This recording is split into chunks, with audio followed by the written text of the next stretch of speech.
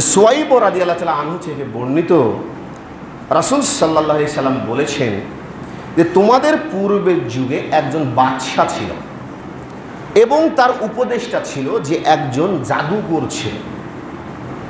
তো জাদুকর যখন বার্ধক্যে বয়সে উপনীত হয়ে গেল তখন বাদশাকে ডেকে বলছেন যে আমি অত্যন্ত এখন বৃদ্ধ, তাই আপনি আমার নিকটে একজন বালককে পাঠিয়ে দিন যাকে আমি জাদুবিদ্যা শিক্ষা দিতে পারি। এটা বলছেন ওই জাদুকর, মানে যার উপদেষ্টা।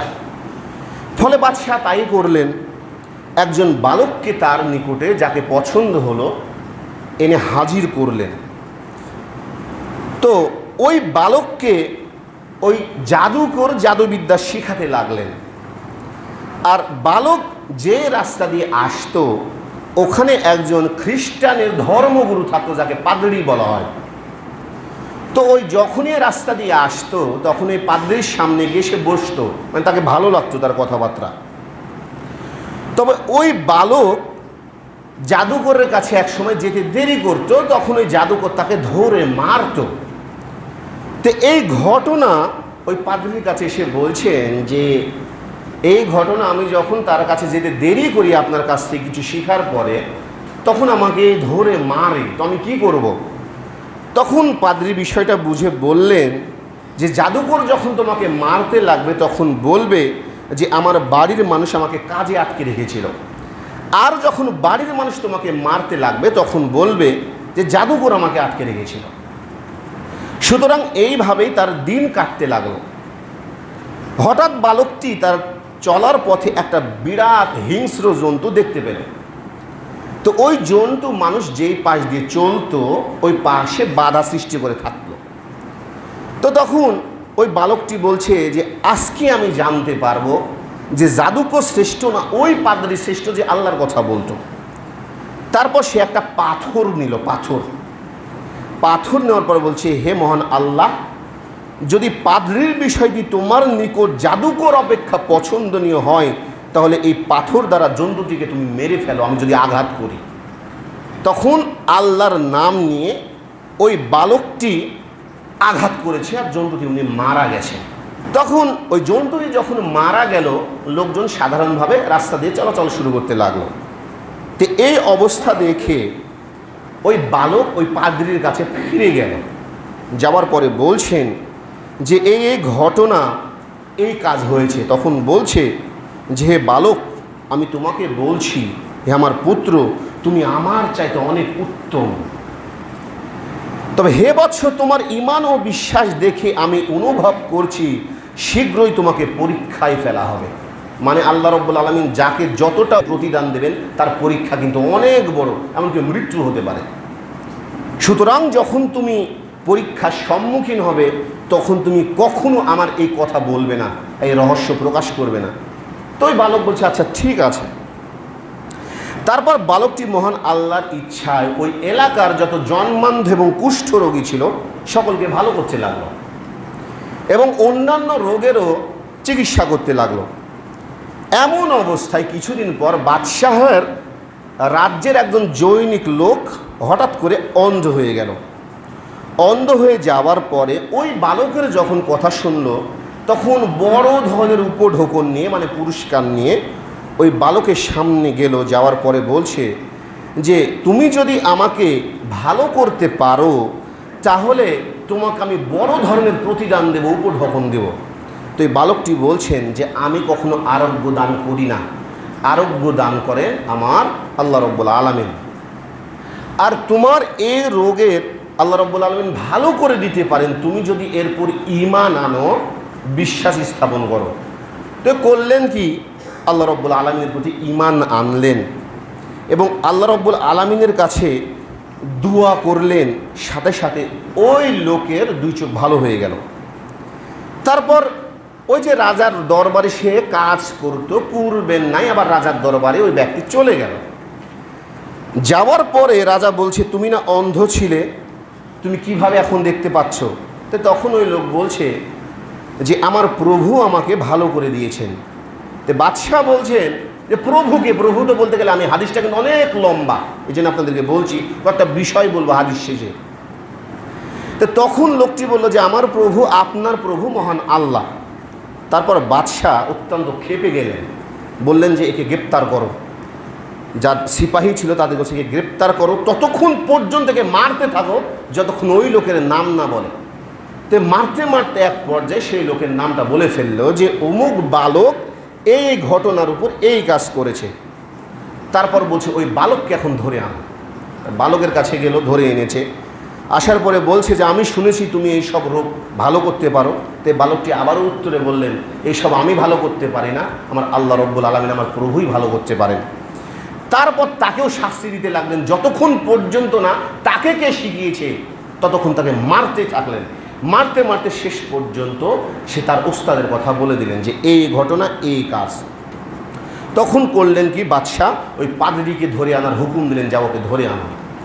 তখন তাকে ধরে আনলেন, আনার পরে বলছেন যে তুমি এক্ষুনি তোমার ধর্ম ত্যাগ করো এবং অস্বীকার করো আল্লাহ কেউ নেই। তো তার ফলে তিনি বললেন যে অসম্ভব, আমি পারবো না, একমাত্র আমার সৃষ্টিকর্তা, আপনার সৃষ্টিকর্তা হলো আল্লাহ। সাথে সাথে করলেন কি, ওই পাদ্রীর সিঁথির মাঝখানে করাত রাখলেন, রাখার পরে চিরে ফেললেন। হাদিসের বর্ণনা আছে দুই পাশ দুই পারে পড়ে গেল। আর এই প্রত্যক্ষ জিনিস দেখছেন ওই দুইজন। তারপরে যেই জৈনিক লোককে ভালো করেছিলেন ওকে তখন বলছে তুই তো আমার রাজ দরবারের একজন ছিলি, কর্মচারী, এবার তুইও তোর ধর্মকে ত্যাগ কর। তো বলছে অসম্ভব, আমি পারবো না। তদ্রূপ ওকেও একই কাজ করা হলো, সিঁথির মাঝখান দিয়ে করাত দিয়ে চিরল, দুই পাশে দুই অংশ পড়ে গেল। তারপর বালকটিকেও একই কথা বলল, এখন তুমি কি করবে, তুমি ধর্ম থেকে ফিরে আসো, নিজ ধর্ম। তখন বলছে যে অসম্ভব, আমি পারবো না, আপনি যাই করেন। তখন বাদশাহ করলেন কি, এ কথা শোনা মাত্র বললেন যে এভাবে একে আর হত্যা করবো না, একটা কাজ করো। তার যে সিপাহ সালা ছিল তাদের হাতে তুলে দিলেন, দেওয়ার পরে বললেন যে মস্ত বড় যে বড় পাহাড় আছে, পাহাড়ের উপর থেকে একে ফেলে দেবে। তখন তারা তাই করে পাহাড়ের উপর নিয়ে গেল। তখন এই বালকটি আল্লাহর কাছে দোয়া করতে লাগলো। আল্লাহ রব্বুল আলামিন হঠাৎ করে পাহাড় ধসিয়ে দিলেন, ওর সাথে যারা সিপাহী ছিল ওরা সকলে মৃত্যুবরণ করলো। পুনরায় বালকটি আবার রাজার দরবারে ফিরে গেল। তখন বলছেন যে তোমাকে কে বাঁচালো, কে ছিল তোমার সহচর? তখন বললেন যে আমার একমাত্র সাহায্যকারী ছিলেন আল্লাহ রব্বুল আলামিন, আমি আল্লাহর কাছে সাহায্য চেয়েছি, যার কারণে আল্লাহ রব্বুল আলামিন এটা থেকে আমাকে মুক্ত করেছেন। এতেও রাজা থামলেন না। তখন করলেন কি, বলছেন যে এবার আমার যে সিপাহ সালা আছে একে সমুদ্রের মাঝখানে নিয়ে যাবে, যাওয়ার পর ওখানে একে ডুবিয়ে মারবে। তো কিছু সহজ দেওয়া হলো, হাদিসটা কিন্তু অনেক লম্বা আপনাদেরকে বলছি। দেওয়া হলো নদীর মাঝখান বা সমুদ্রের মাঝখানে যখন নিয়ে গেল, তদ্রূপ আবার বলছে আল্লাহ রব্বুল আলামিন আপনি আমার জন্য যথেষ্ট, এদের হাত থেকে রক্ষা করুন। সাথে সাথে নৌকাটা উল্টে গেল, ওরা মারা গেল। ওই বালকটি আবার বেঁচে রাজার কাছে চলে গেল। তারপর রাজা বলছেন যে তোমাকে কে রক্ষা করেছে? আবার সেম একই কথা বলছেন, একমাত্র আল্লাহ রব্বুল আলামিনই আমাকে বাঁচিয়েছেন, আর আপনি আমাকে এভাবে কখনোই মারতে পারবেন না, আল্লাহ আপনাকে সফল করবেন না। তখন বলছে যে তোমাকে মারার উপায় কি তাই বলো। তখন বলছে যে আমাকে মারার উপায় হচ্ছে এটাই, আপনি একটা মাঠে লোকজন একত্রিত করুন, গাছের গুঁড়িতে বেঁধে আমাকে ঝুলিয়ে দিন, তারপর তৃণ থেকে একটা তীর বের করে বলবেন বিসমিল্লাহি রব্বিল গোলাম, অর্থাৎ এই বালকের প্রতিপালক মহান আল্লাহর নামে মারছি, তারপর আমাকে মারুন, আমি মারা যাব, আপনি সফল হবেন। দেখুন কথাটা বুঝেন, বলার কারণ কি, কথাটা বুঝবেন। বাদশা ওই কাজই করলেন এবং ওই বালকটির কান ও মাথার মধ্যবর্তী স্থানে ওই তীর দিয়ে সেমভাবে মারলেন। বালকটির সাথে সাথে কান এবং মাথায় হাত রেখে মারা গেল। তো এই অলৌকিকতা দেখে সেই সময় যত মানুষ ছিল ওখানে উপস্থিত সকলে আল্লাহর ধর্ম গ্রহণ করে নিলেন। তারপরও রাজা এতেও ক্ষান্ত হয়নি, যারা ঈমান আনবে না, সিলমোহর যাদের মারা আছে। তখন করলেন কি, বাদশাহ বলছে যারা ঈমান এনেছে তাদেরকে ওই যে আমার যে রাজপ্রাসাদ আছে সামনে একটা গর্ত করো, বড় আগুন জ্বালো, আগুন জ্বালার পর সকলকে ওখানে নিক্ষেপ করা হলো, মারা হলো। তারপর শেষে একজন মহিলা আছে, একজন মহিলা, তো তার সদ্যজাত একটা শিশু ছিল, শিশু।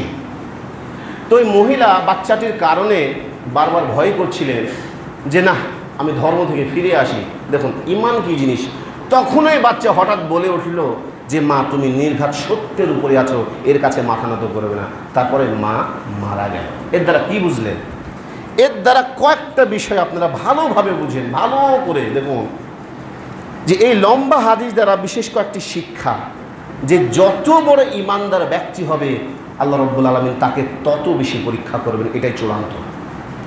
2 নাম্বার, মিথ্যা সারা জীবনই মিথ্যা, এটা মনে করে রাখবেন। মিথ্যা আজ হোক কাল হোক পরশু হোক মিথ্যা বিলুপ্ত হবে আর সত্য অবধারিত। 3, যাদের অন্তর মোহর মেরে দেওয়া হয়েছে সে যতই অলৌকিকত্ব দেখাক, আল্লাহর মুজিজা দেখাক, তারা কখনো বিশ্বাস করবে না, এটা চূড়ান্ত। ফেরাউনকে দেখিয়েছিল না ঘটনা, আপনি বলছি সংক্ষিপ্ত আকারে। রাসূল সাল্লাল্লাহু আলাইহি ওয়াসাল্লাম তার মুজিজা দেখিয়েছিল না, সকলেই দেখেছিল, বলছিল এটা জাদু ছাড়া আর কিছু নয়। মানে তাদের অন্তর সিলগালা করে দেওয়া হয়েছে, মোহর মেরে দেওয়া হয়েছে। এই হাদিস থেকে একটা শিক্ষা যে যারা জালিম বাদশাহ থাকে পৃথিবীর বুকে, তারা মানুষকে মানুষ বলে মনেই করে না। যে কোনো ধরনের আপনাকে যেভাবে হোক মারবে, হয় হাত কাটবে, পা কাটবে। দেখবেন কিছু 2-3 বছর আগে রোহিঙ্গা যারা মুসলিম ছিল এদের কিভাবে মারা হতো জানেন? এক প্রতিবেদনে বলছে যারা মহিলা ছিল এদেরকে আগে ধর্ষণ করা হতো, ধর্ষণ করার পর স্তন কাটা হতো, স্তন কাটার পরে যে যৌনদার ছিল ওর মধ্যে তলোয়ার ঢুকে ফেরে ফেলা হতো। দেখছেন কত কষ্ট দিয়ে মারতো। এরা যে জালিম শাসক, এরা মানুষকে মানুষ বলে কিচ্ছু মনে করে না। আপনারা দেখুন কিছুদিন আগেও 2026 সালে সম্ভবত প্রথমে এই যে মার্কিন যুক্তরাষ্ট্রে যে অ্যাপিস্টেইনের ফাইল আপনারা অনেকেই জানেন, ওই অ্যাপিস্টেইন একজন ইহুদি। ও মার্কিন যুক্তরাষ্ট্র পৃথিবীর যারা বড় বড় জালিম বাদশা থাকে, মনে করেন ট্রাম্প বলেন, আপনি যারা বলেন যারা আছে পৃথিবীর বুকে, তারপর হয়েছিল অনেক সম্পদশালী লোক, তো এদের নথিগুলো সে ওখানে লিখে রাখতো, ভিডিও রাখতো, ছবি ছিল। তো এক মহিলা সাংবাদিক বলছিল যে ওখানে সবচেয়ে নির্যাতন করতো 5 থেকে 7 বছরের শিশুকে, বিভিন্ন দেশ থেকে ধরে নিয়ে যাওয়া হতো। তারপর ওই বাচ্চাদেরকে নিলামে তোলা হতো দাম অনুযায়ী, বড় বড় কিন্তু এরা। নিলামে তোলার পরে ওদের যৌন দ্বারা টিপে দেখা হতো কাঠটা কীরকম। তারপর হাতে কষ্টিপ মেরে দিয়ালে রাখা হতো। তারপর বদমাইশি কাজ করার পরে যখন চিৎকার করতো ওদেরকে কেটে রান্না করে খাওয়া হতো। নাউজুবিল্লাহ, দেখবেন কি জালিম এরা, কতটা জালিম। তা কিছুদিন আগে ডোনাল্ড ট্রাম্প বলে যে অ্যাপিস্টাইনে পড়ে থাকলে হবে না, পৃথিবীকে এগিয়ে নিয়ে যেতে হবে। এইরকম জালিম অনেকে বলে না যে পশ্চিমাদের কাছ থেকে শিক্ষা, কি নেবেন এদের কাছ থেকে শিক্ষা? এটা আগে থেকেই জালিম। এরা মানুষ মধ্যে দ্বিধাবোধই করে না, কিচ্ছু মনে করে না। ওরা মনে করে যে ইসরায়েল বর্তমানে পৃথিবীর যত প্রাণী আছে মানুষ আছে সব ছাগল ভেড়া দেখ, মানে কিচ্ছু হবে না, আর আমরা হচ্ছে আল্লাহর বান্দা, আল্লাহর পুত্র।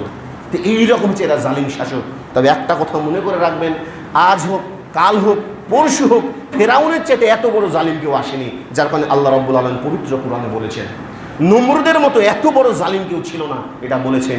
আর এই জালিমদের শিক্ষা আল্লাহ রাব্বুল আলামিন একদিন ধ্বংস করে দেবেন এবং শেষ পর্যন্ত তাদেরকে দুনিয়া এবং আখিরাতে লাঞ্ছিত করে জাহান্নামের মধ্যে নিক্ষেপ করবেন। তো সম্মানিত উপস্থিতি, এই হাদিস যারা একটা জিনিস একটু মনোযোগ সহকারে বুঝবেন যে দুনিয়ার বুকে যে কোনো অন্যায় আল্লাহ রাব্বুল আলামিন আজ হোক কাল হোক শেষ করে দেবেন। আর এটা মনে করে রাখবেন যে যত ইমানদারি হবে তার পরীক্ষা ততটা বেশি হবে।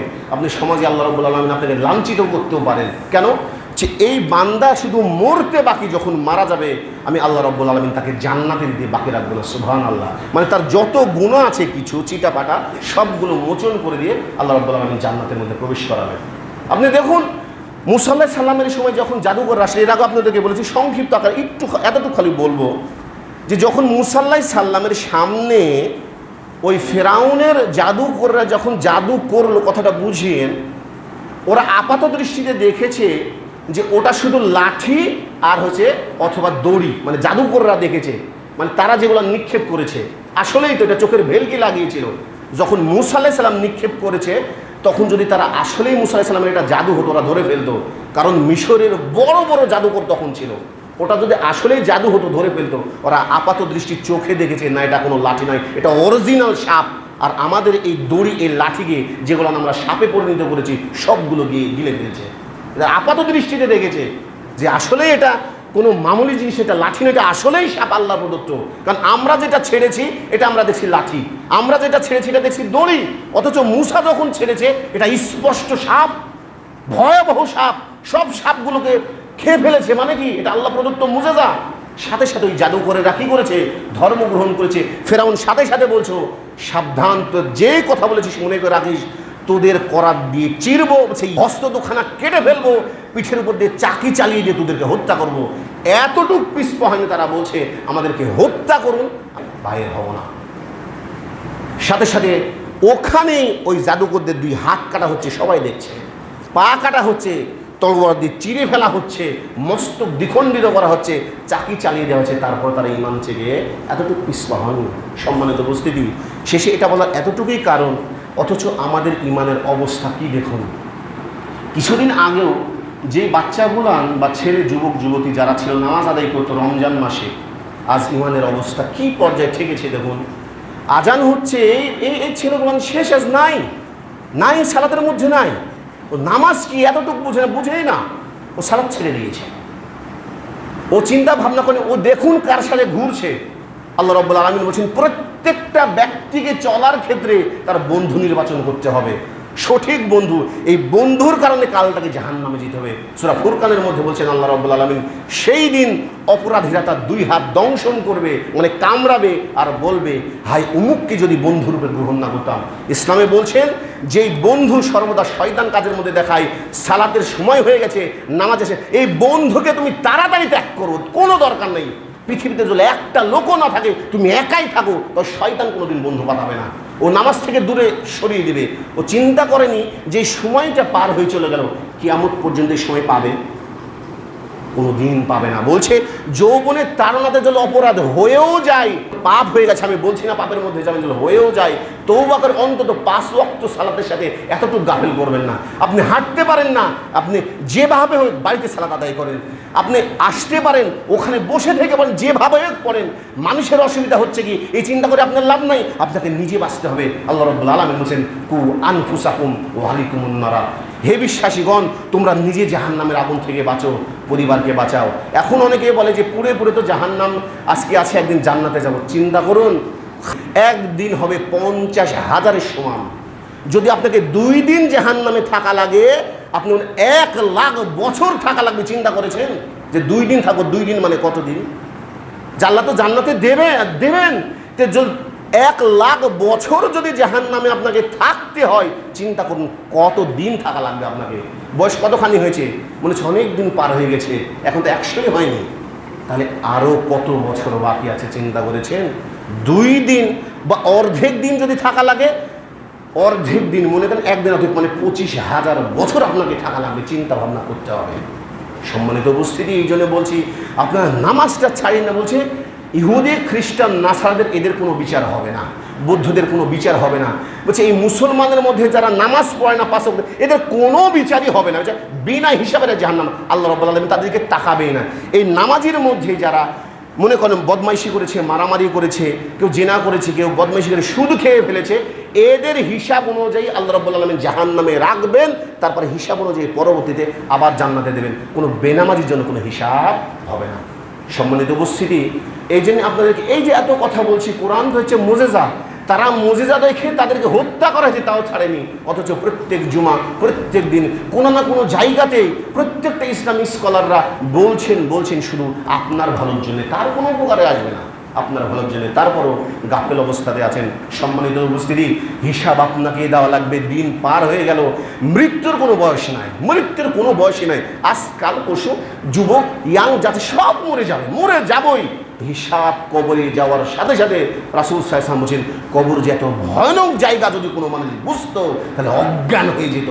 সে কবরের যারা থাকে যদি আওয়াজটা বুঝতো, কি ভয়াবহ আওয়াজ, প্রত্যেকটা মানুষ জ্ঞান লোপ পেয়ে যেত। ওরা চিন্তা করতো না দুনিয়াতে কী করছে, এই চিন্তা ভাবনা থাকতো না। সম্মানিত উপস্থিতি, বুদ্ধি আছে, বিবেক আছে, জ্ঞান আছে, এখনও কাজে লাগান। যদি কাজে না লাগান, অবস্থা ভয়াবহ হয়ে যাবে। আল্লাহর মানে সত্য। আল্লাহ রাব্বুল আলামিন বলছেন এই কোরআনের প্রত্যেকটা অক্ষর সত্য। যালিকাল কিতাবু লা রাইবা ফি, এই যে কিতাব আমার গ্রন্থ, এর মধ্যে কোনো সন্দেহই নাই। আল্লাহ রাব্বুল আলামিন আমাদেরকে হেদায়েত দান করুন সকলে। আল্লাহুম্মা আমিন। আল্লাহুম্মা আমিন। বড়ি কাজে লাগাই না।